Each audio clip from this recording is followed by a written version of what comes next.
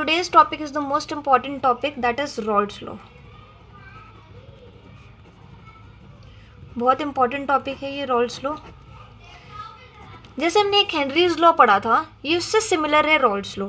ऐसा क्वेश्चन भी पूछा गया है पीवाईक्यूज के अंदर कि जो रॉल्ट्स लॉ है, हेनरीज लॉ है, उसके अंदर क्या क्या सिमिलैरिटीज़ हैं और क्या क्या डिससिमिलैरिटीज़ हैं। तो जो हेनरीज लॉ है, मैंने बताया था कि वो सिर्फ गैसेस के लिए होता है। ऐसे ही रॉल्ट्स लॉ किसके लिए होता है? लिक्विड के लिए होता है, लिक्विड सॉल्यूशन के लिए होता है। तो इसकी डेफिनेशन क्या लिख सकते हैं हम? इसकी डेफिनेशन क्या लिखेंगे? For a solution of volatile liquid के लिए है ये valid Raoult's law.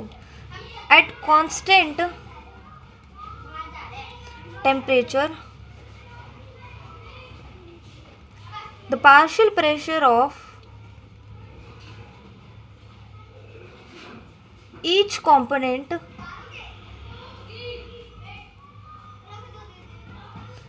is directly proportional to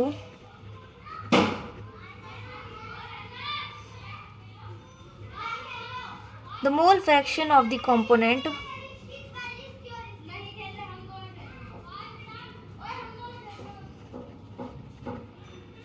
in the liquid solution। क्या कह रहा है ये डेफिनेशन? रॉल्ट्स लॉ होता क्या है? रॉल्ट्स लॉ पहली बात तो वॉलेटाइल लिक्विड के लिए वैलिड होता है, ऐसे सॉल्यूशन के लिए वैलिड होता है जो कि वॉलेटाइल लिक्विड हो और कांस्टेंट टेम्परेचर पे हो। सो रॉल्ट्स लॉ क्या कहता है कि जो पार्शियल प्रेशर है हर कंपोनेंट का, वो डायरेक्टली प्रोपोर्शनल है उसके मोल फ्रैक्शन के। Mathematically we can represent it as कि जो पार्शियल प्रेशर है वो डायरेक्टली प्रोपोर्शनल है। पार्शियल प्रेशर है, ये कंपाउंड ए मान लिया, वो कंपोनेंट कौन सा मान लिया हमने? ए मान लिया। तो उसका जो पार्शियल प्रेशर है वो किसके डायरेक्टली प्रोपोर्शनल होगा? उसी के मोल फ्रैक्शन के। ऐसे ही हमने कोई पी बी मान लिया, एक बी कंपोनेंट मान लिया, उसका जो पार्शियल प्रेशर है वो किसके डायरेक्टली प्रोपोर्शनल होगा? उसी के मोल फ्रैक्शन के। जैसे हमें डायरेक्टली प्रोपोर्शनल का ये साइन हटाएंगे तो इक्वल्स टू का साइन लगाएंगे तो यहाँ पे एक कांस्टेंट आता है, that is P naught A X से। यहाँ पे भी आएगा P B is equals to P not B X B. अब इसी से रिलेटेड एक लॉ आया था, दैट इज डाल्टन्स लॉ। उसकी इतनी इंपॉर्टेंस नहीं है, बस उसने एक चीज़ दी थी, डाल्टन्स लॉ।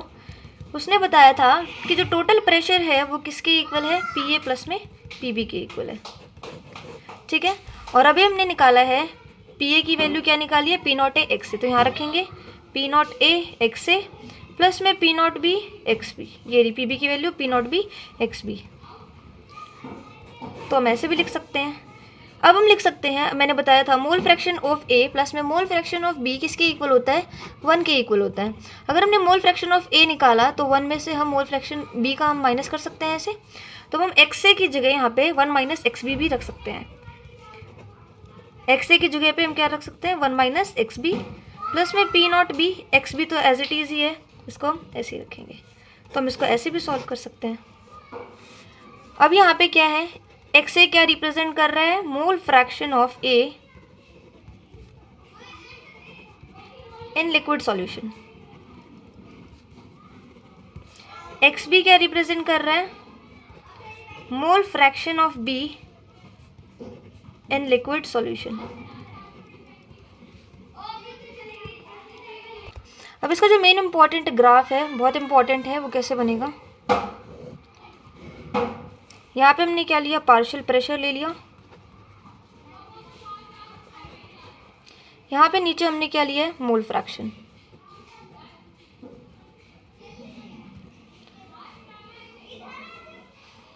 यहाँ पे अगर x से 0 हो गया और x भी 1 हो गया, यहाँ पे अगर x से 1 हो गया और x भी 0 हो गया, तो इसका ग्राफ कैसे बनेगा?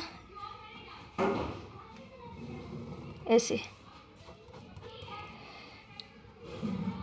ये हमारा क्या है? P A, that is P B, और ये जो है दैट इज पी टी। अभी हमने रिलेशन निकाला था, P T is equals to P A plus में पी बी। अब हमें डाल्टन ने एक और चीज़ दी थी कि आप प्रेशर निकालो किसमें? गैशियस फेज के अंदर। गैशियस फेज के अंदर किसके लिए? गैशियस फेज के अंदर। तो इसके लिए भी फॉर्मूला है P A is equals to partial pressure of that component that is A here is equals to PT, पूरे टोटल सॉल्यूशन का प्रेशर, इनटू में YA। YA यहाँ पे क्या है हमारा, YA क्या है यहाँ पे, मोल fraction of A in gaseous solution. ऐसे PB का भी निकाला उसने, PT YB। YB क्या है यहाँ पे, मोल fraction of B in gaseous phase. फर्क क्या है यहाँ पे उसमें, इसमें कि उसमें हमने, इसमें हमने क्या लिया है, इसमें हमने गैशियस फेज के अंदर निकाले हैं, तो उसके अंदर हम X से डिनोट करते थे, यहाँ पे हम क्या करेंगे, Y से डिनोट करेंगे, क्योंकि ये गैशियस फेज के अंदर, बस इतना ही डिफरेंस है। अब इस पूरे टॉपिक के ऊपर जो मैंने अभी समझाया है उस पर एक क्वेश्चन है, जिससे पूरा टॉपिक आपको अच्छे से समझ में आ जाएगा एक क्वेश्चन की हेल्प से। सो इसमें मैं क्या दिया है, CH3OH का मास दिया है 32 ग्राम, C2H5OH ग्लूकोज का भी कितना दिया है हमें, इथेनॉल का कितना दिया है हमें, 23 ग्राम। इसका हमें पार्शियल प्रेशर भी दिया है, इसका 90 mmHg, इसका कितना दिया है C2H5OH का 51 mmHg। आपको क्या क्या कैलकुलेट करना है, PA कैलकुलेट करना है, PB कैलकुलेट करना है और PT कैलकुलेट करना है। सो लेट्स स्टार्ट, कैसे करेंगे। PA का फॉर्मूला, हमें PA फाइंड आउट करना है, तो PA का फॉर्मूला क्या था, P0A XA। अब आपको मोल्स निकालने हैं, पहले मोल फ्रैक्शन निकालना है आपको। मोल फ्रैक्शन के लिए फॉर्मूला था Na प्लस NB। तो पहले हम A के निकालेंगे, तो हमें पहले किसके निकालने हैं, पहले इसके CH3OH, इसका हमें मास कितना दे रखा है 32 ग्राम। मोल्स निकालने के लिए फॉर्मूला क्या था, गिवन मास अपॉन में मोलर मास। पहले हम इसका निकाल रहे हैं तो इसकी हेल्प से लेंगे, तो गिवन मास कितना है हमारा 32 है, CH3OH का मोलर मास कितना होता है 32 होता है, अपॉन में Na वापस 32/32 प्लस में NB दूसरे वाला ये है, इसका हमें मास कितना दे रखा है 23 गिवन मास, अपॉन में मोलर मास, इसका मोलर मास कितना होता है 46 होता है। तो इसके हम मोल फ्रैक्शन कैसे निकालेंगे, ये तो 1 हो जाएगा, ये भी 1 हो जाएगा, 1/1 प्लस 23/46, ये कितना होगा आपका 0.66 होगा कुछ। तो हमारे यहाँ पे मोल फ्रैक्शन निकल गया है, दैट इज 0.66। तो अब इस फॉर्मूले में पुट करेंगे, PA हमें निकालना है, P0A हमें इसका दिया है, कितना दिया है 90 mmHg। तो हम यहाँ पे पुट करेंगे P0A की वैल्यू 90, मोल फ्रैक्शन अभी हमने निकाला है कितना 0.66। तो PA की वैल्यू कितनी आ गई 60। ऐसे हमें PB निकालना है, PB का फॉर्मूला P0B XB। अब XB के मोल्स भी निकालने पड़ेंगे हमें।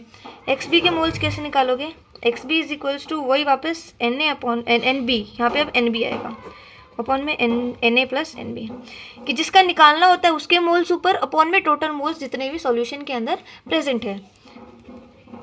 तो इसके मोल्स निकालेंगे, कितना है इसका मास, कितना है मोल्स निकालने के लिए गिवन मास अपॉन में मोलर मास, गिवन मास इसका कितना है 23 है, तो गिवन मास अपॉन में मोलर मास कितना होता है इसका 46 होता है, वापस 23/46 Na की वैल्यू। NB कितनी है हमारे 1 थे, 1 कैसे थे, यहाँ पे हमने किया ना 32/32, तो कितना आएगा 1 आएगा। तो यहाँ से हमारी वैल्यू निकलेगी, यहाँ से हमारा आंसर आएगा कुछ 23/69। तो B के भी हमारे पास मोल फ्रैक्शन निकल गया, हम फॉर्मूले में पुट करेंगे PB is equals to P0B। इस दूसरे वाले का पार्शियल प्रेशर कितना दे रखा है हमें 51 दे रखा है, तो हम यहाँ पे P0B की वैल्यू कितनी पुट करेंगे 51 इंटू मोल फ्रैक्शन अभी इसके निकाले हमने 23/69, तो 23/69 इसको इससे मल्टीप्लाई करेंगे तो 1173/69, तो यहाँ से कितनी आ जाएगी, पार्शियल प्रेशर ऑफ B कितना आ जाएगा हमारा 17 आ जाएगा। हमसे क्या क्या पूछा था, PA पूछा था, PB पूछा था, PT पूछा था। PA निकल गया हमारा, ठीक है, PB भी निकल गया हमारा, नीचे 17 आया है। अब हमसे क्या पूछा उसने, PT पूछा है। PT का फॉर्मूला क्या था, PT is equals to PA plus में PB। PA की वैल्यू कितनी आई हमारी 60 आई है, प्लस में PB की वैल्यू कितनी आई हमारी 17 आई है, तो P टोटल कितना निकल जाएगा हमारा 77 निकल जाएगा। तो हमारी तीनों चीज़ें निकल गई है, PA भी आ गया, PB भी आ गया और PT भी आ गया है। अब सेकेंड थिंग उसने पूछी है mole fraction in vapour phase. Vapour phase के अंदर आपको मोल फ्रैक्शंस बताने हैं, ठीक है। तो वो कैसे बताओगे? अभी हमने ऊपर पढ़ा था डाल्टन्स लॉ, ये गैसियस फेज के अंदर P A is equals to P T into में Y A, P B is equals to P T into में वाई ए। इसका मतलब ही क्या है? मोल फ्रैक्शन है, लेकिन गैसियस फेज के अंदर, बस इतना डिफरेंस है। तो पीछे से हमारी क्या निकली थी? पी ए कितना था? 60 आया था, पी बी 17 आया था और पी टोटल हमारा 77 आया था। ये चीज, तीनों चीज़ें हमने निकाल ली थी। सेकेंड उसने क्या पूछा था? Mole fraction in vapour phase. Vapour phase के अंदर उसने मोल फ्रैक्शन पूछे थे। तो इसका फॉर्मूला था P A is equals to P T into में वाई ए। हमें मोल फ्रैक्शन निकालना है, मतलब हमें वाई ए निकालना है। पी ए की वैल्यू हमने कितनी निकाली थी? 60। पी टी की कितनी थी? 77। तो वाई ए निकल जाएगा, मतलब मोल फ्रैक्शन निकल जाएंगे ए के गैसियस फेज के अंदर।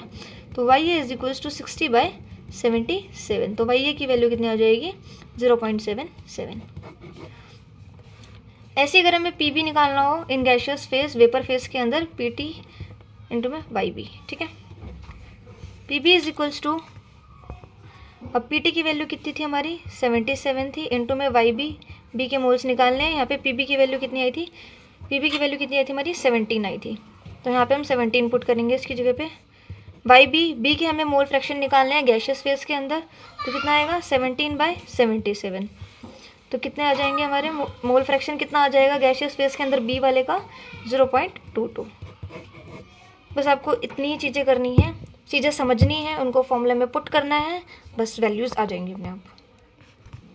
अब हम दो सॉल्यूशंस पढ़ने वाले हैं, दो टाइप के सॉल्यूशन पढ़ने वाले हैं। एक होता है हमारा आइडियल सॉल्यूशन, एक होता है आपका नॉन आइडियल सॉल्यूशन। दो टाइप के होते हैं, एक होता है आइडियल सॉल्यूशन, एक होता है नॉन आइडियल सॉल्यूशन। तो आइडियल सॉल्यूशन कैसा सॉल्यूशन है? Which follows Raoult's law, which obeys Raoult's law at all composition and temperature. Ideal solution एक ऐसा सॉल्यूशन है जो कि रॉल्ड्स लॉ को फॉलो करता है हर कंपोजिशन पे और हर टेम्परेचर पे। नॉन आइडियल सॉल्यूशन कैसा सॉल्यूशन है? Which do not obeys Raoult's law, जो कि रॉल्ड्स लॉ को ओबे नहीं करता, उसको फॉलो नहीं करता है at all composition and temperature. अब हम पहले पढ़ेंगे आइडियल सॉल्यूशन। आइडियल सॉल्यूशन की कैरेक्टरिस्टिक फीचर्स बताने हैं। क्वेश्चन में बहुत बार पूछा जाता है what is the difference between the ideal solution and non ideal solution. So पहले हम आइडियल सॉल्यूशन पढ़ेंगे। आइडियल सॉल्यूशन के अंदर पहला जो मेन कैरेक्टरिस्टिक है, ए है कोई, प्लस में बी, इनके बीच में जो फोर्स ऑफ अट्रैक्शन है वो इक्वल होती है किसके? ए बी के मॉलिक्यूल्स के अट्रैक्शन के बीच में बिल्कुल। तो इन दोनों की अट्रैक्शन क्या होती है? इक्वल होती है आइडियल सॉल्यूशन के अंदर। यहाँ पे जो डेल्टा वी मिक्स होता है दैट इज ऑल्सो ज़ीरो, मतलब यहाँ पे वॉल्यूम में कोई चेंज नहीं आता है। थर्ड, डेल्टा एच भी क्या होता है? यहाँ पे ज़ीरो होता है। डेल्टा एच रिप्रेजेंट्स एंथैल्पी, ये क्या हमारी एंथैल्पी है। यहाँ पे एंथैल्पी में भी कोई चेंज नहीं आता है, ना ही यहाँ पे वॉल्यूम में कोई चेंज नहीं आता। कौन से सॉल्यूशन के अंदर? आइडियल सॉल्यूशन के अंदर। फोर्थ, चाहे अब नॉन आइडियल सॉल्यूशन हो, the main important thing is कि अगर आइडियल सॉल्यूशन हो या फिर नॉन आइडियल सॉल्यूशन हो, इन दोनों के अंदर दो चीज़ें बहुत सिमिलर है कि जो डेल्टा एस है मिक्स और जो डेल्टा जी है। जो डेल्टा एस है वो हमेशा पॉजिटिव रहेगा और जो डेल्टा जी है वो हमेशा नेगेटिव रहेगा ऑलवेज। नॉन आइडियल सॉल्यूशन के लिए भी और आइडियल सॉल्यूशन के लिए भी, दोनों सॉल्यूशन के लिए delta S positive, delta G negative. यहाँ पे एक लास्ट इंपॉर्टेंट थिंग है कि जो बॉइलिंग पॉइंट है यहाँ पे आइडियल सॉल्यूशन के अंदर वो भी क्या रहता है? कांस्टेंट रहता है। Boiling point is also constant. इसके एग्जांपल्स आते हैं, एग्जांपल्स बहुत इंपॉर्टेंट है, जैसे कि बेंजीन एंड टोलिन, ये आपको याद करने पड़ेंगे बिल्कुल। CCl4 and an SiCl4, N-hexane and N-heptane, C2H5Br and C2H5Cl। ये कुछ मेन इंपॉर्टेंट एग्जाम्पल्स हैं जो कि पूछे जाते हैं, तो इसलिए इनको आपको याद करना पड़ेगा। अब जो सेकेंड टाइप का सोल्यूशन होता है that is non ideal solution. Non ideal solution ऐसा सोल्यूशन अभी बताया था which do not obeys Raoult's law, which do not obeys Raoult's law, जो रॉल्ड्स लॉ को ओबे नहीं करते हैं।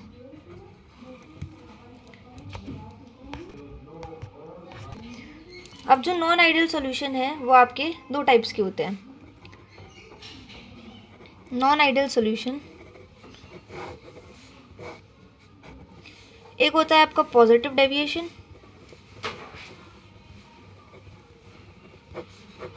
एक होता है नेगेटिव डेविएशन।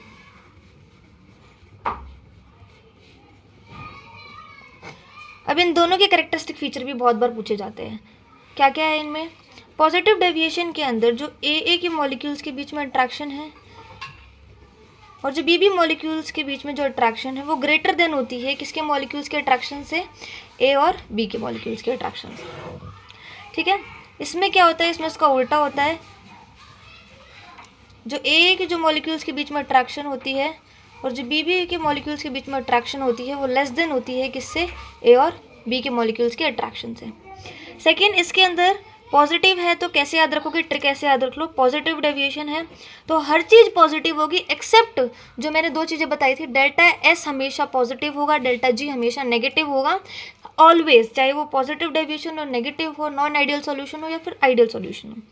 तो यहाँ पे पॉजिटिव है तो सारी चीज़ें पॉजिटिव रहेगी, डेल्टा वी भी पॉजिटिव रहेगा, डेल्टा एच भी एंथैल्पी भी पॉजिटिव रहेगी, कोई चेंज आएगा? बहुत चेंज आएगा। फोर्थ, डेल्टा एस और डेल्टा जी, ये बताया था मैंने, ये तो फिक्स है हर बार, डेल्टा एस हमेशा पॉजिटिव, डेल्टा जी हमेशा नेगेटिव।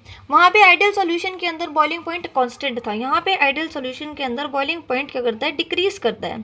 और मैंने एक रिलेशन बताया था कि boiling point is inversely proportional to vapour pressure. तो अगर बॉइलिंग पॉइंट डिक्रीज कर रहा है तो वेपर प्रेशर क्या करेगा? बढ़ेगा। तो वेपर प्रेशर इंक्रीजेस।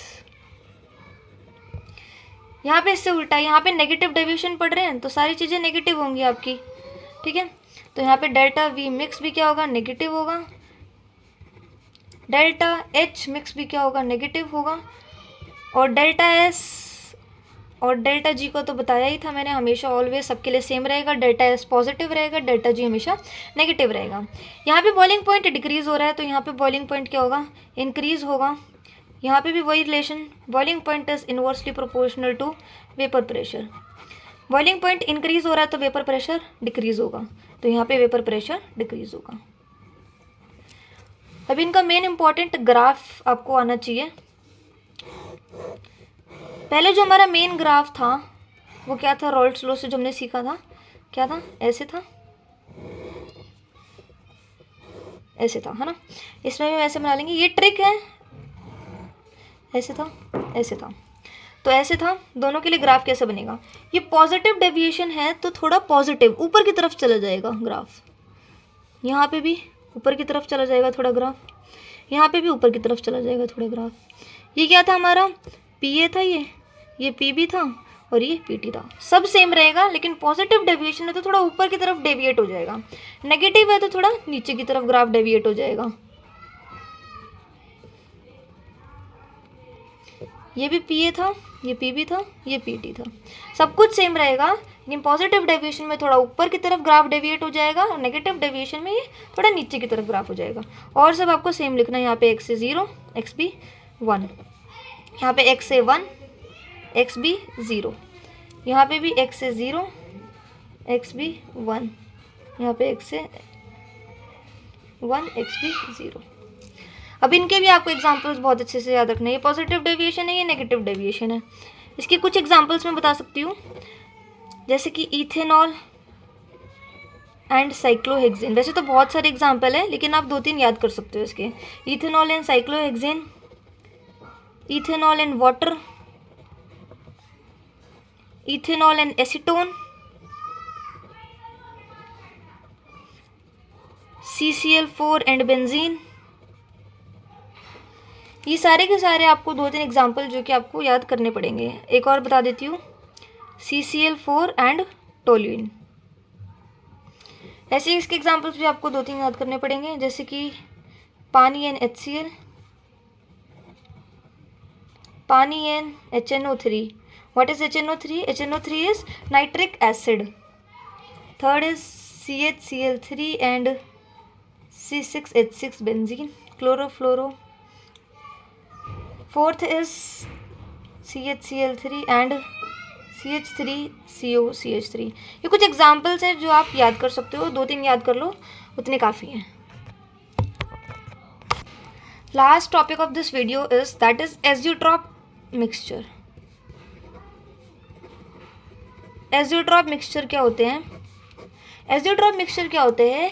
ये दो वॉलेटाइल लिक्विड के सॉल्यूशन का एक मिक्सचर होता है जो कि सेम कंपोजिशन बनाता है लिक्विड फेज में भी और गैसियस फेज के अंदर भी, और ये कांस्टेंट टेम्परेचर पे बॉईल होता है। So azeotrope mixture is a solution of, एक सॉल्यूशन है किसका? दो वॉलेटाइल लिक्विड का, जो कि सेम कंपोजिशन बनाते हैं लिक्विड में भी और गैसियस फेज के अंदर भी, और एक कांस्टेंट टेम्परेचर पे बॉईल होते हैं। तो इसकी डेफिनेशन क्या है? Azeotrope mixture is a solution of, किसका सॉल्यूशन है? दो वॉलेटाइल लिक्विड का, of two volatile liquid which forms, जो कि क्या बनाता है? सेम कंपोजिशन बनाता है लिक्विड में भी और गैसियस फेज में भी, which forms same composition in liquid as well as gaseous phase,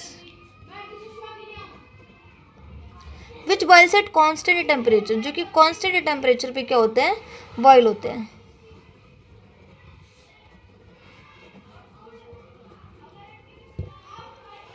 अब जो एज़ोट्रॉप मिक्सचर है उसके जो कंपोनेंट्स है हम उनको सेपरेट नहीं कर सकते हैं फ्रैक्शनल डिस्टिलेशन से। ये आपको बस एक पॉइंट है जो कि याद करना है कि the components of azeotrope mixture cannot be separated by fractional distillation। जो एज़ोट्रॉप मिक्सचर के जो कंपोनेंट्स हैं हम उसको फ्रैक्शनल डिस्टिलेशन से सेपरेट नहीं कर सकते हैं। अब जो आपके एज़ोट्रॉप होते हैं वो भी दो टाइप के होते हैं।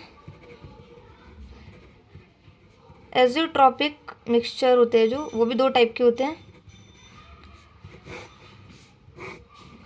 एक होता है आपका मिनिमम बॉइलिंग एज़ोट्रॉप,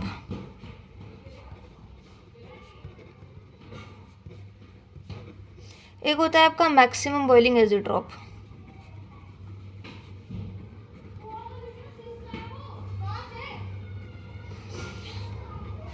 जो मिनिमम बॉइलिंग एज़ोट्रॉप है, अब ये याद रखो, हमने अभी पॉजिटिव और नेगेटिव डेविएशन में ये लिखा था कि जो बॉइलिंग पॉइंट मिनिमम है, मिनिमम मतलब तो बॉइलिंग पॉइंट डिक्रीज हो रहा है, तो बॉइलिंग पॉइंट डिक्रीज कब था?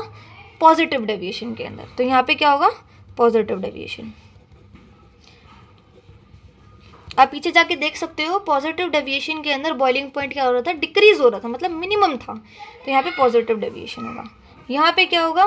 नेगेटिव डेविएशन, नेगेटिव डेविएशन होगा। यहाँ पे पीछे पढ़ा था हमने, नेगेटिव डेविएशन के अंदर बॉइलिंग पॉइंट क्या होता है? इंक्रीज होता है, मैक्सिमम होता है, किसमें? नेगेटिव डेविएशन के अंदर। अब मिनिमम बॉइलिंग एज़ोट्रॉप होते क्या हैं? ये एक ऐसे सॉल्यूशन है जो कि बहुत ज़्यादा पॉजिटिव डेविएशन शो करते हैं रॉल्ड्स लॉ से एक स्पेसिफिक कंपोजिशन पे।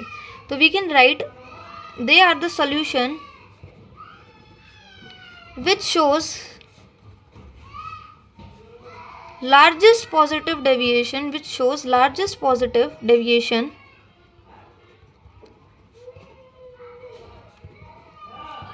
from the Raoult's law at specific composition। ऐसे ही मैक्सिमम बॉइलिंग एज़ोट्रॉप क्या होते हैं? एक ऐसे सॉल्यूशन होते हैं जो कि बहुत ज़्यादा नेगेटिव डेविएशन को शो करते हैं रॉल्ड्स लॉ से। तो मतलब कहने का मतलब है कि ये ऐसे सॉल्यूशन होते हैं जो कि पॉजिटिव डेविएशन को शो करते हैं, ये एक ऐसे सॉल्यूशन होते हैं जो कि नेगेटिव डेविएशन को शो करते हैं। So they are the solution which shows largest negative deviation from the Raoult's law at specific composition।